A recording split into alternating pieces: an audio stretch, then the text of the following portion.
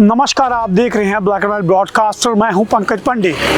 आज पूरे प्रदेश में सबसे बड़ी चर्चा है राज्यसभा चुनाव की, क्योंकि प्रदेश में पिछले राज्यसभा चुनाव हुए थे, उसमें सुखविंदर सिंह सुक्खू की सरकार जाते जाते मानो बची थी।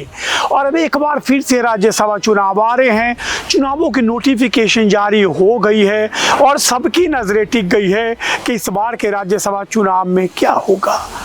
क्या सुखविंदर सिंह सुक्खू की सरकार राज्यसभा में कांग्रेस का जो तय प्रत्याशी है उसे भेज पाएगी या नहीं, या एक बार फिर से खेला होगा। दूसरा सबसे बड़ा मुद्दा कि इस बार कांग्रेस का प्रत्याशी हिमाचल प्रदेश से होगा या बाहरी होगा, क्योंकि पहले भी बाहरी उम्मीदवार के नाम पर सुखविंदर सिंह सुक्खू को झटका लग चुका है। तीसरा, अगर उम्मीदवार होगा तो कौन होगा। इन्हीं तीन बड़े मुद्दों पे हम चर्चा कर रहे हैं आज। सबसे पहले बात करते हैं कि इस बार जो है राज्यसभा चुनाव में कांग्रेस ने अंदर खाते तय कर लिया है कि प्रत्याशी हिमाचल प्रदेश से दिया जाए।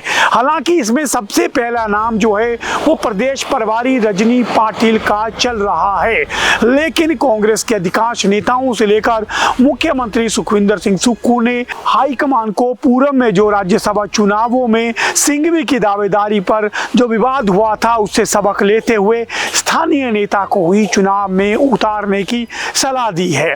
यहाँ तक कि राजेश धर्मानी जैसे जो मंत्री हैं वो खुलकर कह चुके हैं कि वो मानते हैं अगर प्रदेश से नेता होगा तो बेहतर होगा, जो प्रदेश की बात राज्यसभा में उठा सके, प्रदेश की पैरवी कर सके। तो रजनी पाटिल पहला नाम है, लेकिन उसको लेकर के ना मंत्री, ना कांग्रेस, ना ही मुख्यमंत्री राजी हैं।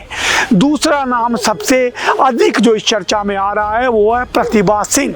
क्या प्रदेश में जो वीरभद्र सिंह गुट है उसको राजी करने के लिए और किसी भी तरह से राज्यसभा चुनाव में बवाल ना होने के लिए क्या इस बार प्रतिभा सिंह पर दांव लगाया जा सकता है? क्योंकि ऑफ द रिकॉर्ड ये बात भी आ रही थी कि जब प्रतिभा सिंह को प्रदेशाध्यक्ष पद से हटाया गया था तो कोई ऐसी डील हाईकमान से हुई थी कि प्रतिभा सिंह को सक्रिय राजनीति में लाने के लिए हो सकता है राज्यसभा में एंट्री दी जाए।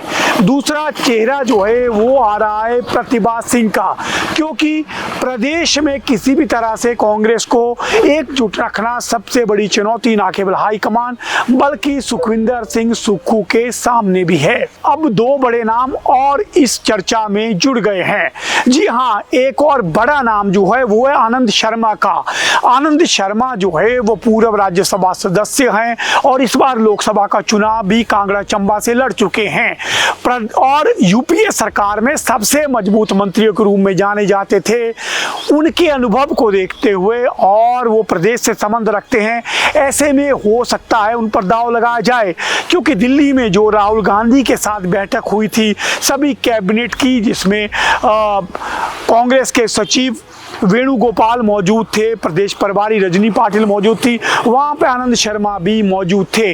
अगला नाम जो चर्चा में आया है वो है आनंद शर्मा, और आनंद शर्मा प्रदेश से संबंध रखते हैं, ऐसे में उनके नाम पर ज्यादा विवाद नहीं हो सकता। और आनंद शर्मा के संबंध जो है प्रदेश में कई नेताओं के साथ व्यक्तिगत भी हैं, इसी को देखते हुए हो सकता है कि आनंद शर्मा पर दांव लगाएं।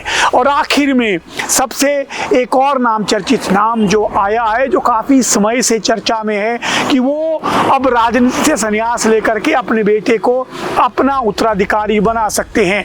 मैं बात कर रहा हूं स्वास्थ्य मंत्री शांडिल की। जिस तरह आप लोग जानते हैं कि स्वास्थ्य मंत्री को जो है वो राज्यसभा भेजे जाने की कवायद पर चर्चा हो रही है। ऐसा माना जा रहा है कि इससे मंत्रिमंडल में भी एक सीट जो है वो खाली हो जाएगी, जिससे जातीय व क्षेत्रीय समीकरणों को साधने में कांग्रेस को सहायता मिलेगी। वहीं आने वाले चुनाव में पहले उन्होंने कहा है कि उनका बेटा अब राजनीति में आएगा, तो क्या उनके बेटे को सरकार में कोई पद दे करके उनको राजनीति में लाने की शुरुआत की जाएगी। जाएगी। तो अब 4 नामों पे चर्चा है, रजनी पाटिल, प्रतिभा सिंह और उसके बाद आनंद शर्मा, और अब सबसे आखिर में नाम आया है स्वास्थ्य मंत्री धनीराम शांडिल का।